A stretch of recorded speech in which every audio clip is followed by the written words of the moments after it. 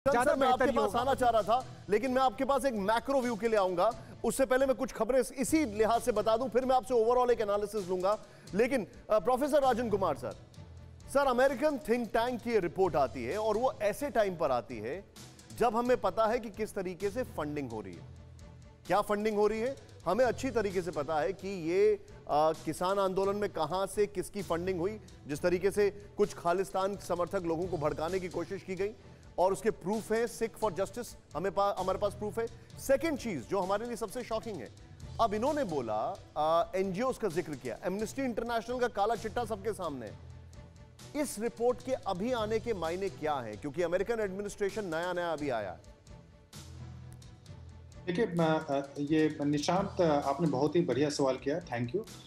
लेकिन हमें यह मान के चलना चाहिए कि यह जो रिपोर्ट है इसमें अमेरिकन स्टेट का ये रिपोर्ट नहीं है।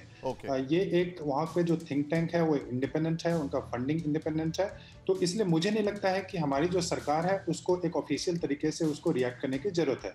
लेकिन जहाँ तक रिपोर्ट की बात है तो यह एक तरह से काफ़ी चिंताजनक विषय है कि जो अभी तक जो फ्रीडम था उसको पार्शली फ्री करके वैसे कंट्री के से तुलना करते हैं जिसमें कि टर्की या मलेशिया इस के जो देश होते हैं।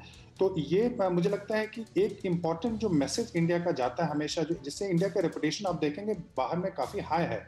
उसके कारण है कि कोई किसी को बिलीव नहीं होता है कि भारत में इतनी समस्याओं के बावजूद इतनी मजबूत एक तरह से प्रजातंत्र है। तो इससे जो फ्रीडम हाउस है ये एक इम्पॉर्टेंट थिंक टैंक है, मैं एकेडमिक पर्सपेक्टिव से बोल रहा हूँ, क्योंकि इसके बेसिस पे कई आर्टिकल्स लिखे जाते हैं। और आप ये भी मान के चलें कि अमेरिकन सरकार की पॉलिसी होती है कि भारत को एक चीज जानना चाहूंगा प्रोफेसर राजन कुमार सर, मैंने आपसे ये सवाल इसलिए भी पूछा, ये लोग क्या पैरामीटर्स लेते हैं?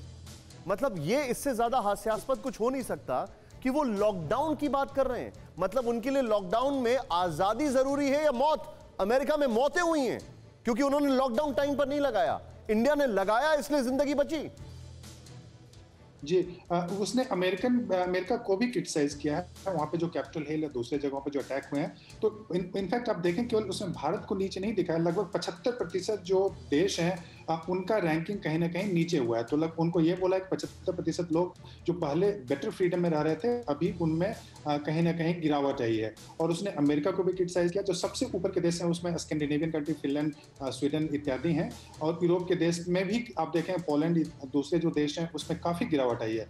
तो यह एक तरह से आप देखें पूरे विश्व की समस्या के रूप में है, जहाँ पे कि एक ये सच है कि जो डेमोक्रेसी है, डेमोक्रेटिक फ्रीडम है, ठीक है, मैं इसके पीछे कौन है सर उसका खुलासा करने जा रहा हूं। परवाह देश की, सोमवार से शुक्रवार रात 10 बजे TV9 भारतवर्ष पर।